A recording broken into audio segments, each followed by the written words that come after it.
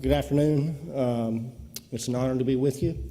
The reason I'm here is that me and a lawyer from New York City named Buddy Minton filed a petition to reconsider the endangerment finding on science grounds. So I'm going to talk a little bit about that. I'm going to start off talking about the scope and importance of the endangerment finding, which will be abbreviated because David has covered that so effectively already. Then I'm going to describe the arguments that we set out in our petition and why they are what they are, and then a little bit further about the red team, blue team. Sort of the question posed on this panel is whether President Trump can execute his America First energy policy without getting rid of the endangerment finding. I think the answer is only in part at best. The endangerment finding will hamstring the full exploitation of fossil fuels because, as David pointed out, the existence of the endangerment finding absolutely compels the regulation of greenhouse gas emissions under the Clean Air Act. It's the basis for all regulation of mobile sources. It's the basis for the aircraft greenhouse gas rule. It's the basis for regulating methane emissions. It's the basis for regulating nautical vehicle emissions. It's the basis for stationary source regulation of new sources and existing sources. There is an argument that EPA failed to carry out a new and required endangerment finding under Section 111. I have no idea how that might come out. Pipelines, coal mines, natural gas export facilities, power plants, industrial plants, highways, coal terminals, basically every node of the industrial economy is subject to regulation for the sake of fixing the weather.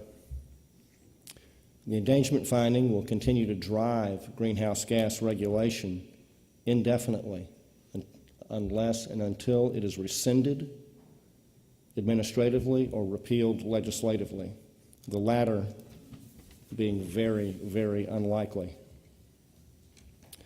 The idea or concept of regulating CO2 emissions to regulate the climate is a concept that knows virtually no bounds. CO2 is ubiquitous to plant, animal, and human life, and so the grant of regulatory authority to the government over CO2 emissions equates to regulatory authority over all of human activity, subject only to the limitations that are in the statute itself or in the Constitution. And the only people that enforce those limitations are 5 members of the Supreme Court. And it is very difficult to get your case up there. But they have twice held that EPA exceeded those bounds. But if you want to know where to stop CO2 regulation in the quest to fix the weather, and you're turning the CO2 climate control knob, and you want to know what the correct setting is, there is no answer. EPA has not supplied one. The court did not require them to set a standard. So there's no level of concentration. There's no global average surface temperature at which you can say, at last, we've averted disaster. So there's no metric. There's no standard you can look to say this much is enough. So on its own terms, CO2 regulation can never end and has no place to stop. So I've described it as a self-issued writ of limitless regulatory authority. And obviously, there's no amount of regulation that will ever fix the weather. Folks used to say, everybody talks about the weather, but nobody does anything about it. And now they say, we're from the government. We're here to help. But even if they're right in every particular, none of these regulations could ever possibly make enough difference that you could even detect it You can calculate a proposed temperature change, but in every case, it is below the threshold of detection in global average surface temperature. So even if they're right, no one will ever know if any of this colossal expenditure did any good. It is totally symbolic and a totally empty gesture that costs billions, if not trillions of dollars, beyond which it is even, in fact, destructive to human health and welfare, as has been so persuasively demonstrated at this conference. So if you're an environmentalist and you look at that picture, you say, what's not to like? It's a monument to regulatory onanism. We do not know exactly what Scott Pruitt intends to do with the endangerment finding. We know he's been reluctant to take on reconsideration, and we don't see any signals that they're planning to get rid of it. The environmental groups will be very happy to go to court with the endangerment finding still in place. Whatever EPA proposes, it will be attacked as not being enough. Their position will be that our totally empty and totally symbolic gestures should cost trillions of dollars instead of merely hundreds of billions. So even if Mr. Pruitt gets all of the technical procedural hurdles exactly right, he will be hamstrung as long as the endangerment finding is still in place. And when he is challenged, he'll have to go to the D.C. Circuit, which has been packed with Obama appointees, who will then be deciding if we're fixing the weather with sufficient vigor. So the Trump administration will lose a lot of those cases in the D.C. Circuit. The reluctance to take on the science arguments stems, I think, from some level of intimidation on the subject, where they don't understand how strong the arguments really are. Pruitt seems to be one of those people, or to be taking counsel from people who believe that. We are doing our best to help him understand that the science arguments are in fact very strong. So this slide here, which I'm finally now getting to, is the history of the endangerment finding. The original petition for rulemaking was filed by Massachusetts and environmental groups in 1999. It was denied by the Bush administration in 2003. That denial was upheld in a very closely divided D.C. Circuit opinion in 2005. It went to the Supreme Court, and they ruled in 2007 and reversed and said, EPA, number one, you do have authority to make this decision, and number two, you have to make a decision one way or the other and comply with the statute when you do it. None of the reasons you've given are good enough. So the endangerment finding was finally issued on December the 7th of 2009, a date which will live in infamy. And then that was upheld. I don't have on this chart. It was upheld by the D.C. Circuit in Coalition for Responsible Regulation versus EPA. I argued the issue in that case, and I got clobbered. And now we have a regulatory tsunami. So our petition is on behalf of a group called the Concerned Household Electricity Consumers Council. If you want to join, you're welcome to join. There are no dues and no duties and no responsibilities other than we put your name on our papers. Our entire effort on the petition is pro bono. My co-counsel is Buddy Minton from New York City, formerly of Wilkie Farr. He has a fantastic blog called the Manhattan Contrarian. CEI and SEP also filed a petition for reconsideration based on science arguments, and the Texas Public Policy Foundation has a law-based petition.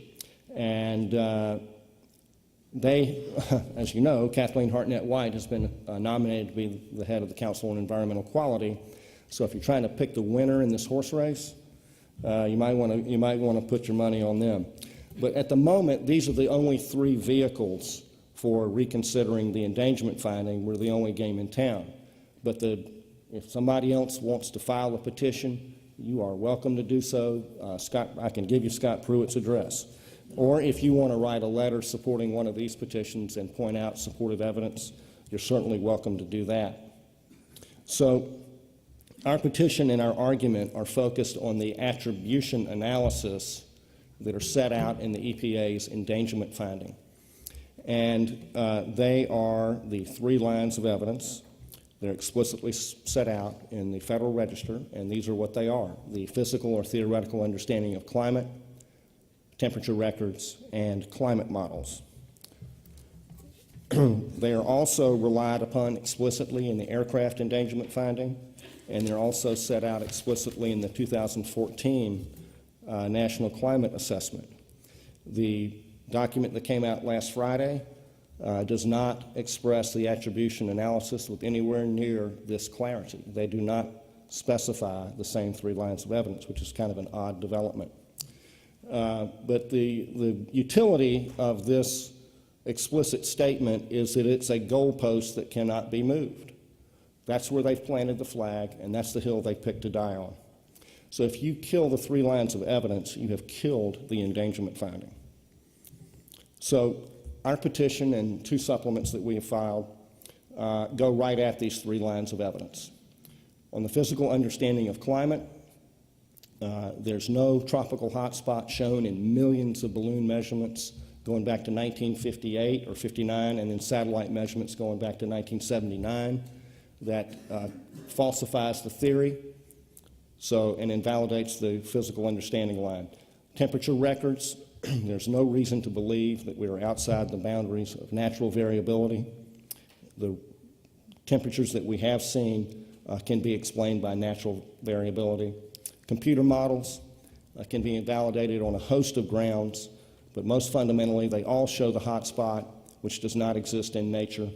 They fail the explicit criteria for their use and attribution. And that is also set out in document after document after document. And if the models fail those criteria, they cannot be used logically in attribution. And how could such a model satisfy a HISA requirement? I have no earthly idea. So the 3 lines of evidence have all been invalidated by a superabundance of empirical data and research analysis.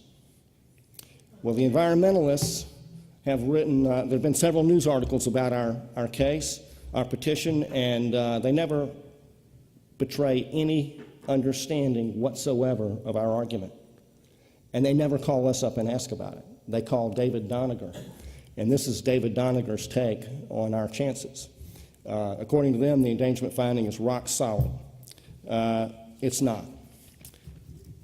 Our argument goes at these 3 lines of evidence. It's easy to remember, it's easy to understand, and it's easy to explain.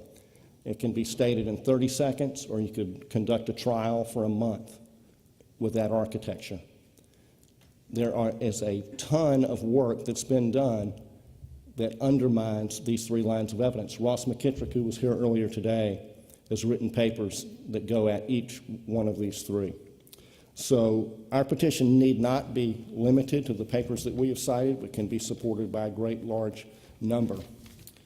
The other side has testified to the importance of this analysis, of the attribution analysis, because they've engaged in a years-long pattern of fraudulent misconduct around attribution, erasing the medieval warm period, the Little Ice Age, the warming of the 30s, the cooling from the 40s to the 70s, and on and on and on. All of that fraud around the attribution issue, which tells you that's the right place to attack.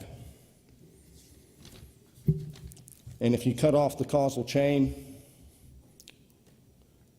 look at all the things that are no longer caused by human emissions.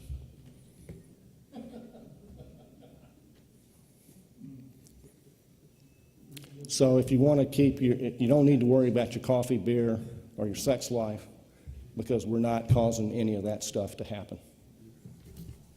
Thank you.